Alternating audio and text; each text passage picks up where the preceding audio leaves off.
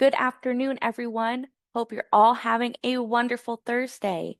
On behalf of Trellance, we would like to welcome you all to this webinar titled The Credit Union Report Card, Current State of the Industry, and What to Expect from Interest Rates. During the session, Dan Price, Trellance's Vice President of Lending and Regulatory Analytics, will discuss how credit unions should prepare to meet new consumer priorities as lower interest rates near the horizon. But before we jump in, I'd like to go through a few housekeeping items. First, this webinar is being recorded and it will be made available to all after the session concludes. Second, due to the large attendance, the phone lines have been muted. And lastly, we want to hear from you. There will be a Q&A at the end of the webinar. If you think of any questions during the duration of this webinar, please feel free to type them into the Q&A box and we'll do our best to answer. If you have a question that does not get answered by the end of the webinar, please send our team an email at dprice@trellance.com and we'll get back to you in a timely manner. Thank you all again for being here for this webinar, and without further delay, here's Dan Price. Thanks, Cassie. Good afternoon, everyone. Good morning, I suppose, to everyone on the West Coast. My name is Dan Price. I'm the VP of Lending and Regulatory Analytics here at Trellance. I am a CPA and started my career as a financial statement auditor and also hold the Chartered Financial Analyst designation, which covers accounting, statistics, economics, finance, and really I'm an all-around numbers guy. I'm one of the people that tend to like this stuff. I make the joke that I'm the only kindergartner that when my teacher asked me what I wanted to be when I grew up, I said, I want to be an accountant. And she kind of looked at me sideways, and 15 years later, I was an accountant. And for the past 15 years, I've worked exclusively with credit unions. Previously, as the president of a company, 2020 Analytics, which Trellance acquired in 2022. And like I said, have focused on loan data, concentration risk, stress testing, and with all of those use cases in my purview, being up to date on what's going on in the economy is pretty important. I'll disclaim that by saying that I've spent the last 15 years primarily as a risk manager, but a lot of that comes into the context of making sure that loans are priced effectively and that the risk-return trade-off is in line with expectations. So we're going to talk about the credit union industry. We're going to talk about the economy and how that impacts both credit unions and your members. And we're going to touch on a few hot topics. The biggest topic that kind of we see impacting credit unions is changes in interest rates, right? Coming out of COVID, we saw crazy inflation, which was met with pretty drastic increases to interest rates. They're finally starting to come down, and that's going to create some opportunity for credit unions over the next 18 to 24 months or so. We're going to talk about what we've seen as it relates to some of those economic considerations, which is increased scrutiny from examiners and kind of what's driven that scrutiny. We're going to talk about rising delinquency, charge-offs, how you can evaluate and potentially respond to that, as that's something that has put pretty significant pressure on credit union return over the past 12 months and is likely to continue as we move into the end of 2024 and into 2025. Like Cassie said, I will speak for 40 minutes straight, no problem. But if anyone has any questions as I'm diving through the slides, feel free to type them into the Q&A and I'll do my best to respond to them as they come up. So the interest rate environment for the past year, right, there's been speculation about when the Fed is going to start to reduce interest rates. They were pretty clear that they were going to keep rates high until they felt like inflation was under control.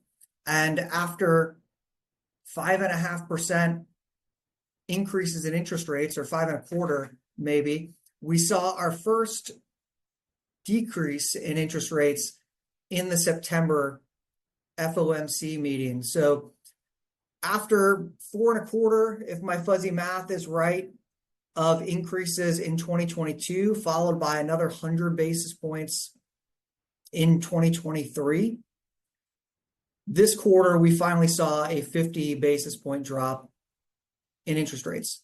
We're seeing mortgage rates start to come down, and that's expected to continue further moving into the back or the end of 2024 and into 2025. So right now, the Fed rates sit at about 5%, 4.75 to 5, and the Federal Open Market Committee is polled every quarter when they have these meetings to say, where do you think rates are headed in the future? A question that I get asked all the time is, where do you think they're going to drop to? And this is really the best estimate of how rates are going to move moving forward. The problem being that this is a poll of individuals who control this interest rate, and they're historically very bad at projecting their own interest rate. So it changes. These projections change over time because the Fed tends to be reactive.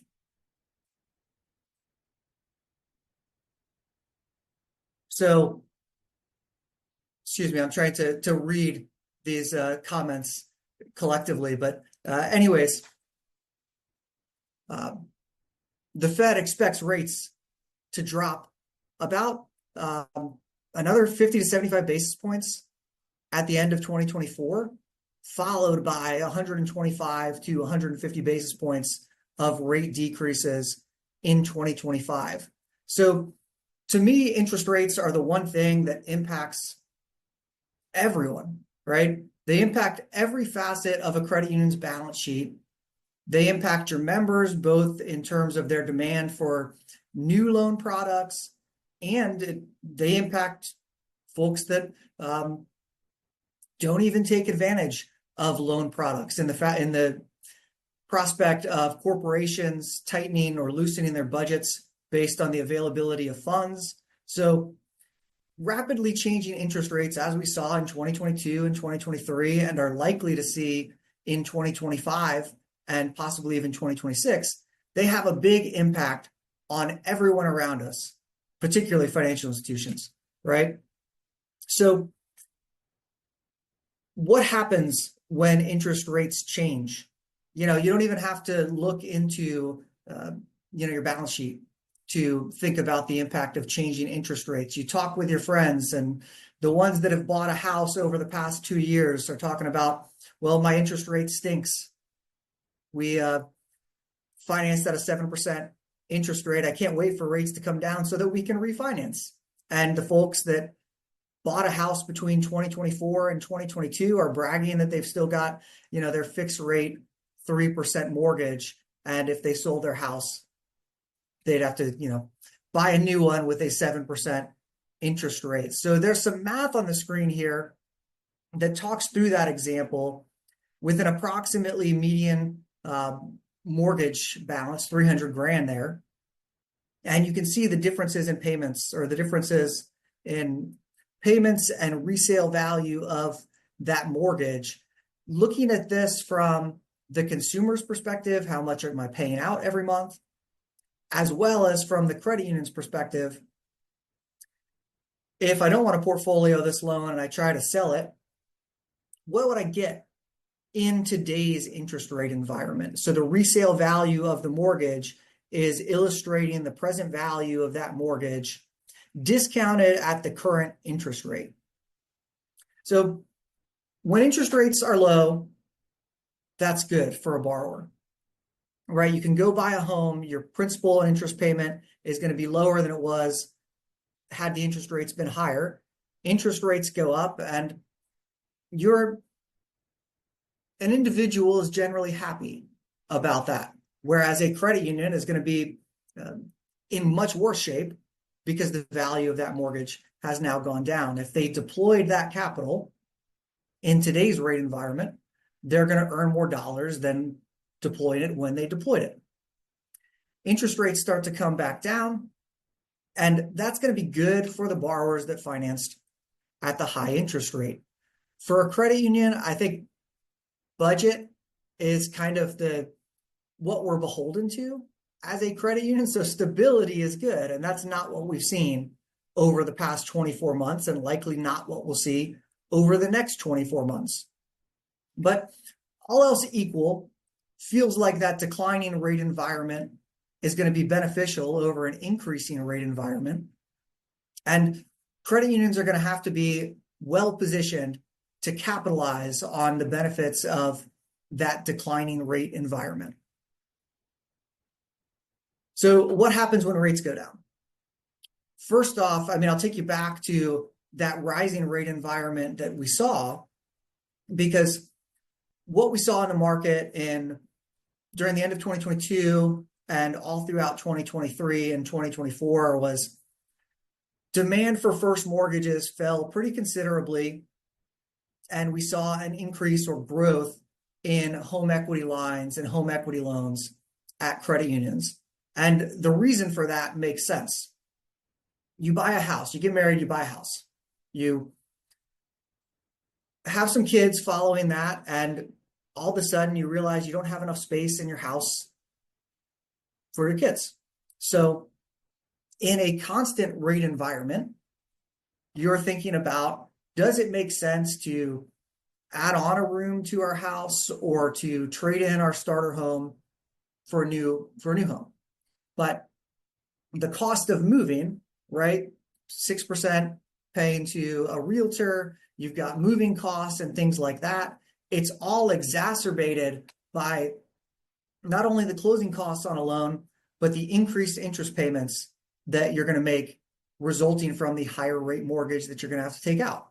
So folks that needed additional space in their house, folks that decided that it was their dream to have a pool during the high interest rate environment are going to be much more likely to add that pool onto their house using a home equity loan, or add that room onto their house using a lower balance loan, retaining their 3% fixed rate and making use of their capital that way, because the cost of moving was just so prohibitive, and really still is in today's rate environment if you've got one of those very low interest rate loans. But moving into 2025, I would be sure that as a credit union, I'm prepared for, first off, a wave of buyers that had been putting off moving, whether that be for location reasons or because they need more space, to upgrade their home, get a new first mortgage, and take advantage of those declining interest rates. The second and probably more significant pool of demand that we're going to see come through in 2025 is that demand for refinance, where, a very simple example here on the screen, if you've got a mortgage payment at 6%, your monthly payment is $1,800. That's that $300,000 mortgage. Same mortgage payment at a 5% rate, $1,600. So you're saving roughly $190 a month by refinancing that mortgage. That's 68 grand over 30 years. I'm sure there are a lot of finance people here that, this is very obvious for, but there are human elements that come into play. It's not all dollars and cents. And the value of an individual's time is different from person to person, right? We're down 50 basis points over the past, few months. We're scheduled to come down another 150 basis points over the next 15 months per the Fed's projections. And people all over the world have a different view of what type of savings is worth their time to go through the hassle of refinancing their mortgage. It might be $200 is plenty, but we are going to see a huge demand from those vintage years or origination years, 2022, 2023, and 2024. We're going to see those mortgages refinance at a pretty fast rate moving into 2025 and 2026. So I expect to see a lot of first mortgage demand in the future as compared to the past 2 years. What does that mean for you? There has been some interest rate volatility in the past, nothing in my history, working 15 years or so in this industry, nothing as significant as this, but refinance is ultimately, I think of it as musical chairs or a zero-sum game where this isn't a new home being purchased. This is a prepayment on a loan using a new loan, right? That's what a refinance is. And as a credit union or a financial institution, basically you have the ability to benefit or be the beneficiary of that zero-sum game if you're able to identify the candidates that are most likely to demand a refinance, right? And then procedurally at your credit union, reach out to those folks and make it as easy as possible for them to refinance. So kind of, I guess, two tranches here. You're going to have prepayments coming through on your mortgages. Those folks are either going to refinance with you or they're going to refinance with someone else. If you find yourself feeling like auto loans or credit cards are more efficient uses of your capital than mortgages, and you're one of the many credit unions that have a very, very high loan to share ratio today, it puts you in a position to accumulate some capital that could be redeployed into what you perceive to be a higher value product. But if you're originating and selling mortgages or have a lower loan to share or find that your first mortgages are your most profitable products, then there's going to be an opportunity to not only make sure that you're recapturing your own loans, but also target members of other banks or other credit unions or customers of banks and grow your mortgage portfolio, grow your origination portfolio. The demand is going to be there. It's just a matter of being prepared to capture that demand. We all have mortgages, and I've refinanced a mortgage in the past. It wasn't very easy.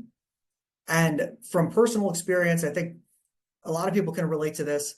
I would probably absorb a 25 basis point higher interest rate to make that process a whole heck of a lot easier. So I'm more likely to go with the financial institution that makes refinance as easy as possible, even if that costs me a couple of dollars here or there. Not everybody's like that, but it seems like we're more and more as a world in demand of convenience. So that convenience factor certainly makes a play into where folks are going to borrow their money. To me, there's, capturing mortgage demand that's coming from other financial institutions, but also making sure that you're doing right by your membership. And interest rates, let's say they drop 100, 150 basis points, you're going to have a lot of members with first mortgages that effectively are in bad products for them. They're not in the right product, because if they were to refinance with you or someone else, they're going to get a lower interest rate. The last time rates started to come down, you found folks didn't want to proactively refinance their own loans because you're effectively cannibalizing your own revenue. But whether it be in terms of the long-term interest of the credit union, because inevitably they will refinance at some point if rates keep going down, and the ethos or the mission of credit unions, which is to provide affordable financial product for members, making sure that even if they're your own members, that they're in the best product available for them. I think that's a step that can protect your balance sheet, make sure that money doesn't go out the door, while also creating a loyal customer, making that member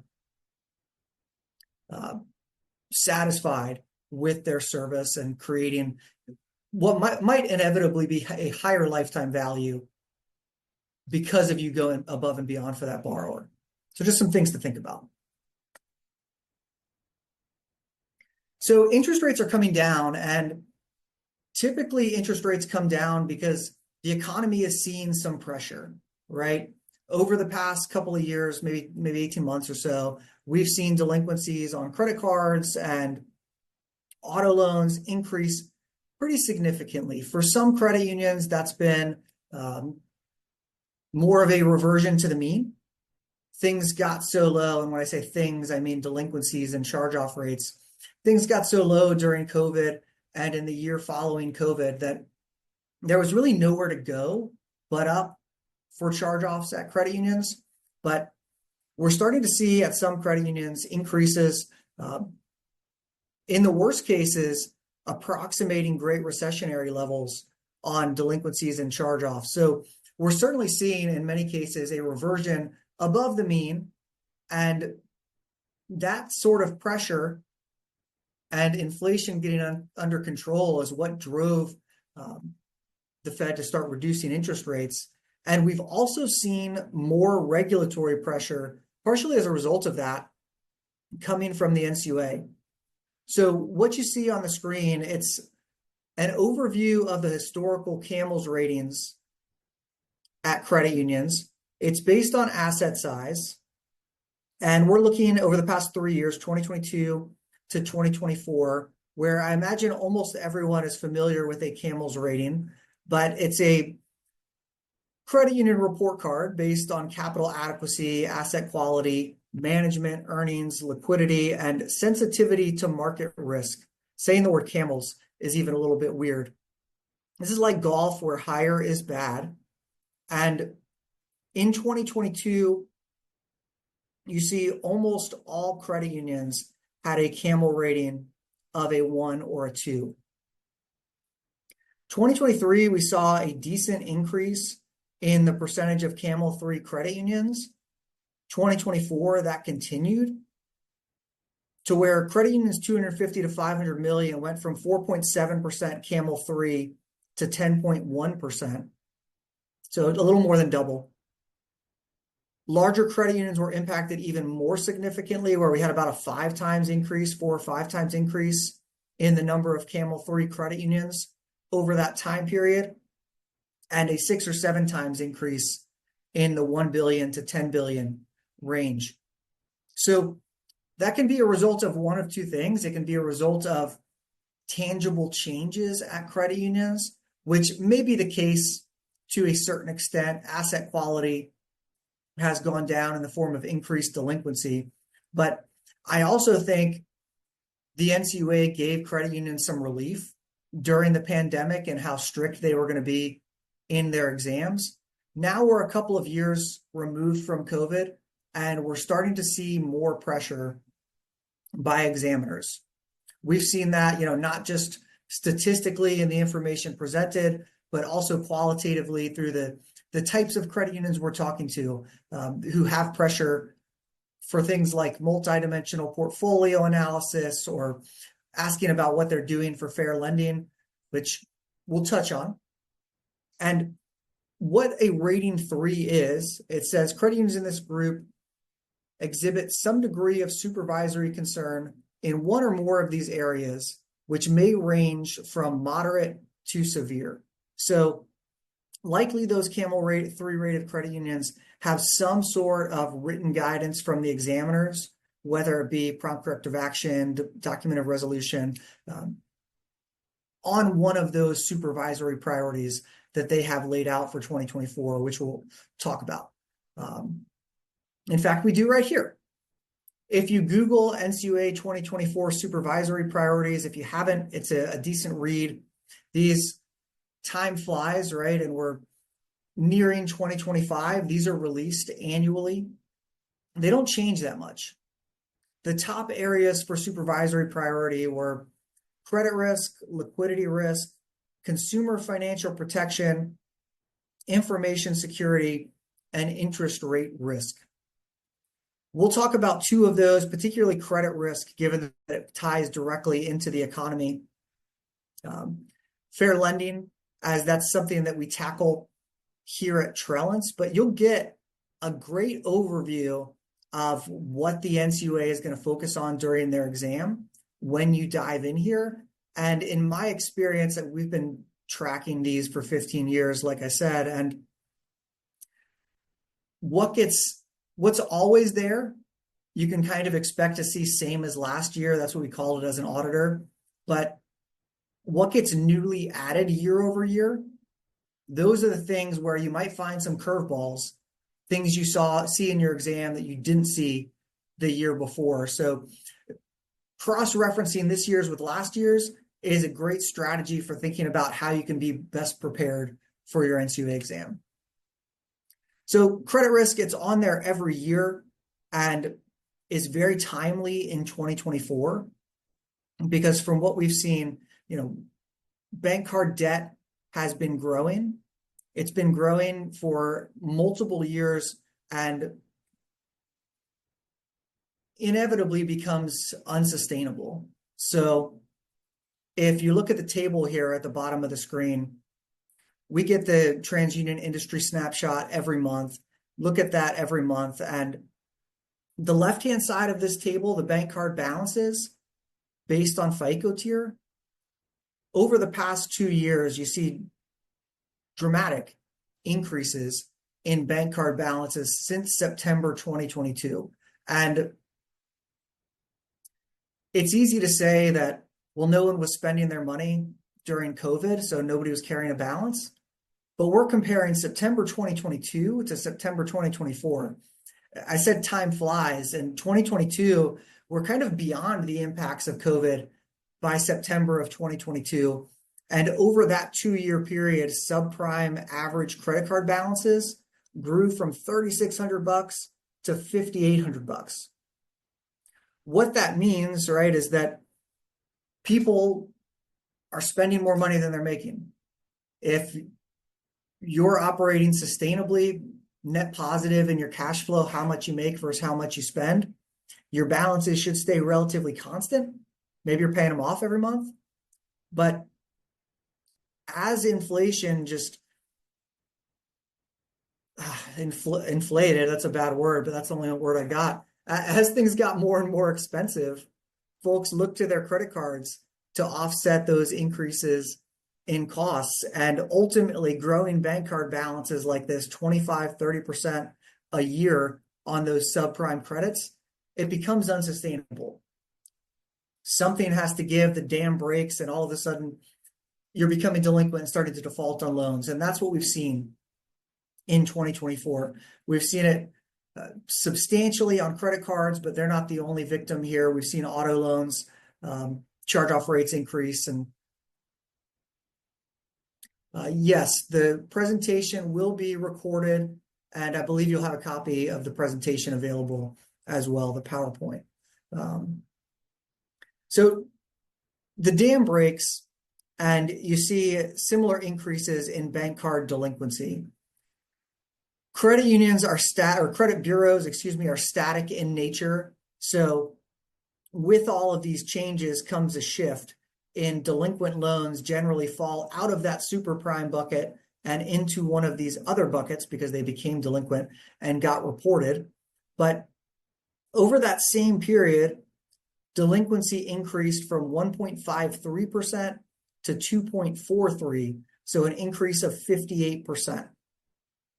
Near prime and subprime delinquencies increased both about 50% over that 2-year period.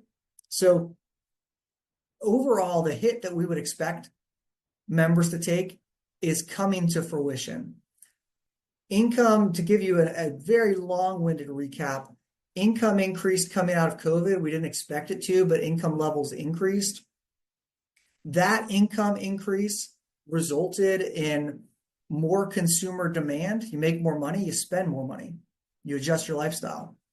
It was that lifestyle adjustment that created the inflation, people spending their money. Then interest rates increase to offset the inflation, spreading your variable rate borrowers thin. And now, because the money has been spent before the inflation occurs, you have lifestyle shock that comes through as income growth has slowed in 2023 and 2024, and that's what's causing this unsustainable increase in the bank card balances. On top of all of that, housing is still unaffordable. It really doesn't matter where you live. housing is very expensive. That's as a combination of increases in home values, which are starting to flatten out a bit, but haven't come down much in most areas, and those high interest rates. That's how you calculate housing affordability, and we'll talk a little bit about that. So I think I got this point across, but charge-offs at credit unions are increasing. This is a screenshot from our Form 5300 peer analytics, where University of Kentucky is a victim here because they were the default credit union on my screen, but the peer group is representative of all credit unions, where if you look at net charge-off rates, we bottomed out at about 30 basis points or so at the end of 2021. And now credit unions in the aggregate are around 75, 80 basis points net charge-offs on auto loans. This trend looks remarkably similar whether you look at vehicle loans or credit cards.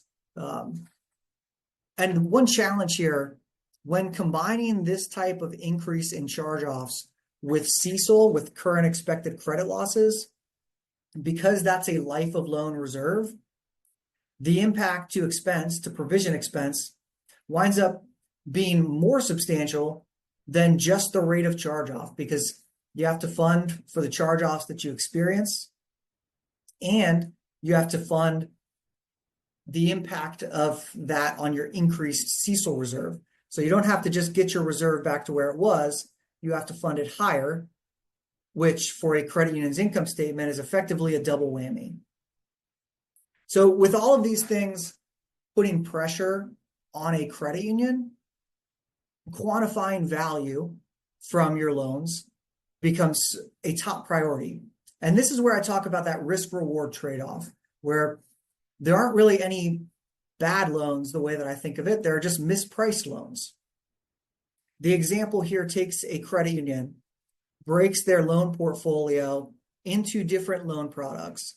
So into loan type and FICO tier, to evaluate the impact of those charge-offs on performance of the loan portfolio. So now is more of a time than ever to look at how these impacts to the economy impact your P&L, your ROA, and see, with the combination of capital likely coming into your credit union in the form of prepayments as interest rates go down, and the pressure that's coming from delinquency and charge-offs, credit unions should be working to understand how their different products contribute or possibly don't contribute to ROA. So this example is breaking down profitability net of charge-offs, which you can likely accumulate at the loan level, and cost of funds, because cost of funds changes pretty dramatically as interest rates change at the Fed.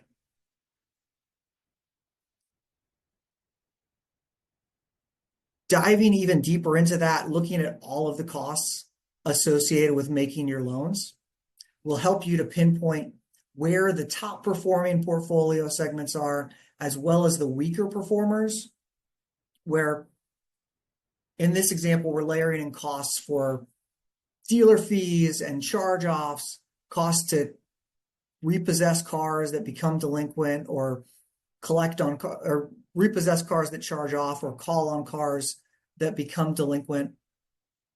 Looking at origination costs and trying to figure out, as that capital comes into our credit union, again, how can we deploy it or redeploy it most effectively to provide our members solid products, as well as maximizing our return on assets. So in this scary environment from a credit risk perspective, understanding how your different products are contributing to credit risk is very important. So I mentioned earlier, housing is not affordable, right? This is historical home affordability, which is an index evaluating how much the median home buyer or the median person in the US makes. What is the median household income? What is the median home price? and what are interest rates, to effectively ask, can an average earning household, or a median earning household rather, afford a median priced home? Housing became most unaffordable previously between 2006 and 2007, where home values had skyrocketed. Interest rates were still pretty high, and most affordable around 2013, after we saw that Great Recession crash in home values and interest rates come down to combat that crash in home values, along with the litany of other economic factors plaguing the market during that time period. But long story short, home affordability during the previous recession was a leading indicator of that drop in home values yet to come. Now, 2023, 2024, we're actually even below those levels in terms of affordability, meaning houses are less affordable in 2024 than they were in 2006 leading into the Great Recession. This isn't to say that there's this inevitable crash in home values. It's just to say that today the median priced or the median earner cannot afford a median house. And there are lots of other factors that come into play, like supply of homes on the market and things like that, that drive home values. But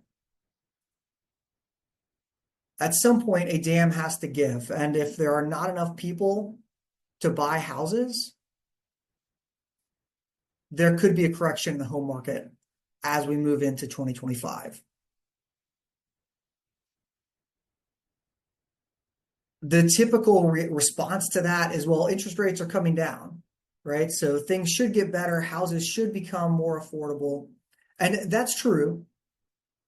But falling interest rates aren't always a silver bullet for correcting the economy. We talk about soft landings and how we want to get inflation under control without creating some form of recession. And right now, if you compare the state of the interest rate market to the state of the market prior to the Great Recession, it looks very similar. If, let's say, I take 2003 to 2008 here, or 2007, and compare that to 2021 or 2022 to 2024, we're at the equivalent of about 6 months before the Great Recession. Again, not all economic scenarios, not all economic cycles are equal, but we're in this spot where rates went up sharply. That puts a lot of pressure on folks, particularly following 9% inflation in the middle of 2022. And it's going to take some time to get things back normalized as the Fed works to build that and get that under control. The second response that I typically see to, hey, things could get scary moving forward is, well, the mortgage market, the real estate market isn't the same. People aren't making crazy loans to try to get, people to buy houses that they can't afford. And not all economic cycles are the same, right? But my wife and I were sitting watching Hulu or something like that, and this Zillow commercial came on called Homeowner Mates. And it's not talking about subprime, over-leveraged 120% LTV home loans. It's talking about Homeowner Mates, where you can link up with your friends and pool your money together to buy a house. Again, not always the same, but lenders are certainly being creative in how they can find ways to get people into properties that they, at least individually, can't afford. I was choosing whether or not to walk through the yen carry trade based on my time. I think I'm a little pressed for time here to walk through the yen carry trade, but if you want to talk about that and how it's relevant for credit unions, reach out to me. I think it's very interesting, but I'm going to skip this. So examiners are harping on multidimensional portfolio analysis. They're harping on credit risk. The economy is quite scary. And now is one of those times where concentration risk is very important for you to consider as a credit union. What concentration risk is, the NCUA is an insurer, and their objective is to make sure that you're safe and sound. A concentration of risk is any exposure that threatens your ability to maintain core operations. A very simple or NCUA view that I'm sure most of you are familiar with is to look at your products, maybe also your FICO tiers, their balances as a percentage of net worth or total assets, and compare those to somewhat arbitrary concentration limits that you've set by product or by credit tier. The way that we look at it, we take more of a holistic approach and calculate probability of default and loss given default for these loans, effectively a CECL reserve type calculation, and create a credit risk discount for every loan in the portfolio. We apply various economic conditions to the loans to say, okay, here's today's credit risk. A lower credit score or delinquent loan is going to have more of a discount, more of a credit risk discount than an A-plus borrower who's current on their payments. But what if real estate values dropped 25% or auto values rapidly dropped? We saw pretty crazy auto values during the pandemic. What if unemployment went up or interest rates went up? And create a stress-adjusted credit risk shock analysis to evaluate concentration of credit risk. We marry that up against your current capital position. So this would be the economic scenario that's being run, and layer in other shocks like interest rate risk to get to what we call a risk-adjusted net worth, to evaluate, do you have the ability to continue taking strategic risks to serve your members? It's an exercise that's always important, but more important as there's more uncertainty building within the economy, as unemployment may be going up or delinquency is increasing, which is a situation that we find ourselves in now. Another hot topic that we saw examiners begin to focus on in 2024 was fair lending. Over the past 12 months or so, the Department of Justice has collected over $100 million in settlements combating redlining. Most of those to larger banks, but some to credit unions as well.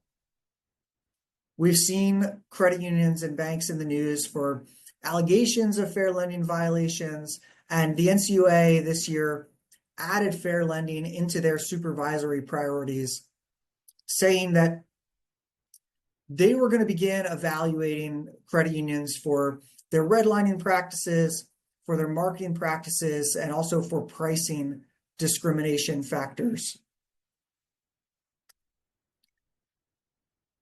The challenge with fair lending is that for the mortgages that qualify under the Home Mortgage Disclosure Act, you're required to ask for those protected class statuses that we're talking about when we're thinking about fair lending: age, gender, ethnicity.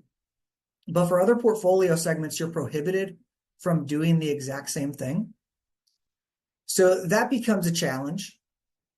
The FFIEC has guidance on using census information to create a process called Bayesian improved surname geocoding. And what that is, it's creating a proxy for a borrower's ethnicity based on last name and where they live. It seems a little bit weird, given that we're talking about fair lending and we're trying to guess an individual's ethnicity, but in a regulatory environment where you're not allowed to ask for those things at origination, it becomes a pretty vital tool for internally auditing the processes at your credit union. That's something that we do at Trellance. That guidance is also made available by the FFIEC. So if you Google FFIEC and then Bayesian improved surname geocoding, you'll find the guidance. And it's a tool that helps internally audit your fair lending practices. And the benefit that I see from that is being able to control the narrative as an examiner comes in and starts looking at your lending practices, or even worse, if the Department of Justice comes in, being able to say that you've went through these procedures to understand how you're making loans, and here are the things that you see, being able to provide that information to them as opposed to them accumulating it themselves means that you're controlling that narrative in how your credit union operates. A couple of examples of what we look at. The NCUA says they're looking at pricing discrimination and redlining. The guidance on fair lending calls out disparate treatment and disparate impact, which are different ways to potentially violate fair lending rules based upon intent. We use that Bayesian and improved surname geocoding to find a member's ethnicity. We also evaluate gender based on first name. It's a little bit easier. Daniel is likely a male. Danielle is likely a female. We look at what products various protected classes are taking advantage of, and we also validate your risk-based pricing to make sure that the factors you're using in your risk-based pricing matrix, that they actually correlate with defaults or with delinquencies.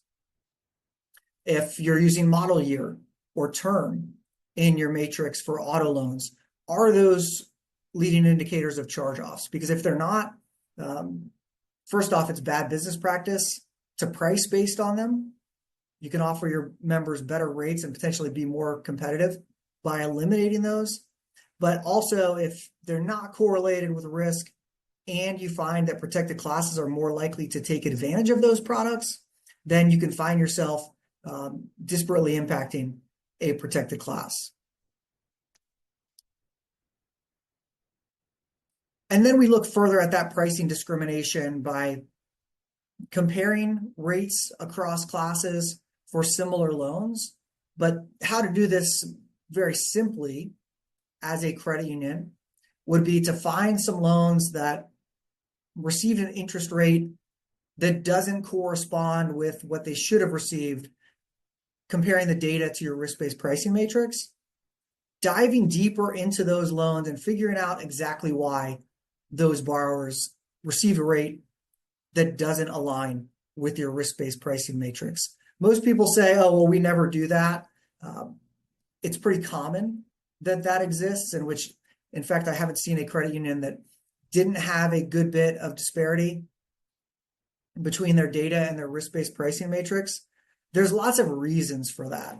Maybe this was a restructured debt where the borrower had a financial difficulty and you made them some sort of exception that changed the origination date, but you retained the original credit score from the loan. Or maybe the data is just bad.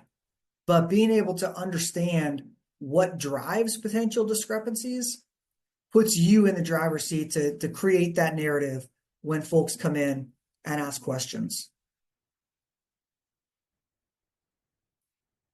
And then redlining. Like I said, there's lots of great data available at the Census Bureau. We pull all of that data, use that to compare market penetration in the areas you serve with non-white population density in those zip codes to evaluate, are we making credit available in a diverse range of zip codes? And are there any zip codes that appear to be left out, so to speak, where you're not required to make the same amount of loans in every zip code within your seg, but you are required to make credit available in the zip codes that you serve? And if you find yourself sitting around a room talking about a marketing program saying, well, we don't want to send mailers to these zip codes because they're high-risk zip codes, if those zip codes also happen to be higher population dense non-white, you could find yourself being accused of a redlining violation because of those practices. So nothing in the fair lending guidance about making bad loans or making loans to people that don't want them, but you should be lending fairly and making credit available equally across those areas that you serve.